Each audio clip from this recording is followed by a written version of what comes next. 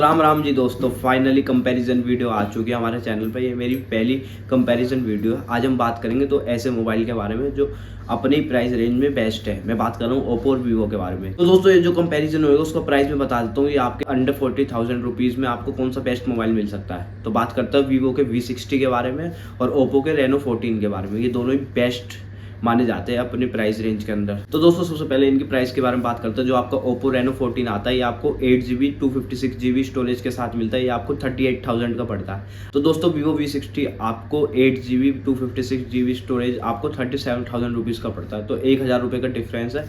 तो चलिए आज इन दोनों के बारे में बात करते हैं। तो दोस्तों सबसे पहले बात करते हैं इसके डिज़ाइन के बारे में। आप देख सकते हो दोनों ही कितने प्यारे डिज़ाइन लग रहे हैं। एक वाइट कलर में है वीवो का और दूसरा है जो आपका ये ग्रेनिश सा कलर है ओप्पो रेनो 14। अगर मुझसे पर्सनली पूछा जाए तो मैं बताऊंगा आपको ओप्पो को मुझे ज़्यादा पर्सनली अच्छा लग रहा है। लेकिन बाकी लोगों की सबकी अलग अलग चॉइस होती है। जैसा आप देख सकते हो बहुत सारे लोगों ने बताया मुझे ओप्पो पसंद लग, बहुतों ने बताया मुझे वीवो पसंद आता है। मतलब 90% लोग ओप्पो के पास जाएंगे क्योंकि इसका डिज़ाइन ही इतना प्यारा बना रखा है। अब दोस्तों इनके डिफरेंस के बारे में बात कर ले। सबसे पहले बात करते हैं डिस्प्ले के बारे में। आपको जो वीवो V60 है वो आपको 6.77 इंच की मिलती है। फुल HD प्लस डिस्प्ले है। 120 हर्ट्ज की एमोलेड डिस्प्ले मिलती है आपको। और यही दोस्तों आपको ओप्पो रेनो 14 में 6.5 इंच की 1.5 के रेजोल्यूशन के साथ 120 हर्ट्ज की एमोलेड डिस्प्ले मिलती है।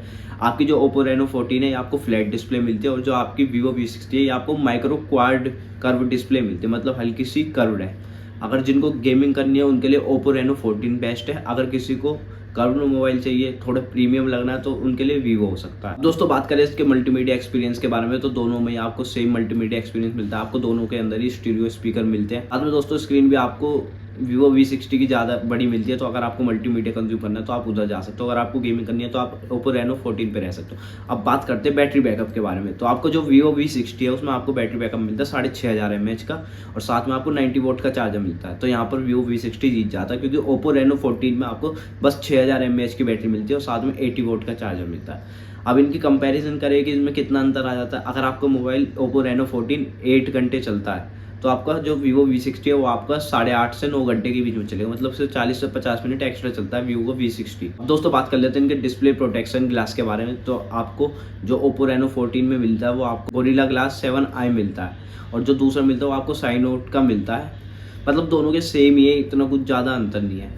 अब बात करें इनके बैक के बारे में। जो आपको ओप्पो रेनो 14 है उनकी जो साइड की आपको वो मेटल में मिलती है तो थोड़ा सा आपको पकड़ने में लुक प्रीमियम मिलता है। और जो आपको वीवो V60 मिलती है वो आपको प्लास्टिक की मिलती है। अब दोस्तों बात कर लेते हैं प्रोसेसर के बारे में। तो आपको जो वीवो V60 है इसमें आपको स्नैपड्रैगन का 7 Gen 4 मिलता है। ये आपका 4nm बेस्ड चिपसेट है। मतलब आपका जो अंतुतु स्कोर निकाल के देता है ये आपको 1 मिलियन के आसपास निकाल के देता है। यहीं पर जो आप बात करें ओप्पो रेनो 14 की तो इसमें आपको डायमेंसिटी 8350 मिलता है। ये भी 4nm बेस्ड चिपसेट है। जो इसका अंतुतु स्कोर निकल के आता है वो आपका 1.4 मिलियन निकल के आता है। मतलब कि 40 लाख ज़्यादा निकल के आता है। दोस्तों ओप्पो रेनो 14 कहीं ना कहीं ज़्यादा अच्छा निकल के आता है। तो दोस्तों बात कर लेते हैं इनके कनेक्टिविटी के बारे में। तो इसमें सारे बैंड्स मिल जाता है आपको, दोनों को लगभग सेम ही मिलते हैं। इनमें दोनों में जायरोस्कोप का सेंसर आता है, डोल्बी एटमॉस का सपोर्ट मिलता है आपको, NFC सारी चीज़ें मिलती है, 5G बैंड, 5.4 वाईफाई 6 सब चीज़ मिल जाती है। आप देख सकते हो इनमें फेस अनलॉक और फिंगरप्रिंट स्कैनर दोनों ही अच्छी तरीके से काम करते हैं। दोनों ही बढ़िया है। इनमें दोनों में ही IP68 और IP69 की आपको रेटिंग भी मिल जाती है। अब दोस्तों मेन बात करते हैं इनके OS के बारे में। आपको वीवो के अंदर पंच टच मिलता है और आपको ओप्पो के अंदर कलर OS मिलता है। अगर दोस्तों मैं अपना बताऊं तो मुझे कलर OS ज़्यादा अच्छा लगता है। आप देख सकते हो ये आपका जो आपका सॉफ्टवेयर एक्सपीरियंस है वो आपको प्रीमियमनेस ही देता है। आपका पंच टच OS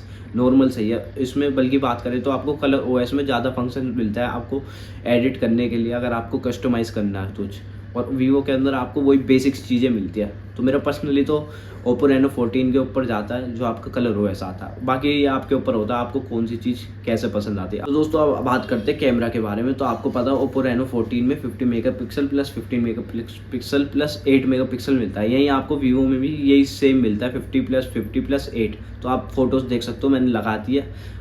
मतलब इतना ज़्यादा अंतर नहीं है दोस्तों, 19-20 का अंतर है। लेकिन कहीं ना कहीं मुझे लगता है कि वीवो ज़्यादा आगे निकल जाता है फ़ोटोज़ के मामले में। अब फ्रंट की बात करें तो दोनों के ही सेंसर 50 मेगापिक्सल का मिलता है। आप देख सकते हो फोटोज़ दोनों में ही अच्छी आती है। 19-20 का ही अंतर है। अब दोस्तों जो इनका कंक्लूजन निकल के आया है मैं ये बता देता हूँ कौन सा फ़ोन किसके लिए बेहतर हो सकता है। कहीं ना कहीं ज़्यादा अच्छी लगती है। अगर आप कैमरा के प्रभाव से मल्टीमीडिया के लिए चाहिए तो आप Vivo 60 पे जा सकते हो। अगर आपको गेमिंग करनी है तो आप Oppo Reno 14 पे जा सकते हो। ये सब आपके ऊपर है। बाकी दोस्तों जो आपको पसंद है आप उसके ऊपर भी जा सकते हो। तो आप अपनी राय मुझे कमेंट में बता सकते हो आपको कौन सा मोबाइल अच्छा लगता है, Oppo Reno 14 या Vivo V60 अंडर 40,000 रुपीज़। तो दोस्तों इस वीडियो के लिए इतने रखते हैं। आपको मिलेंगे कल एक और नई वीडियो।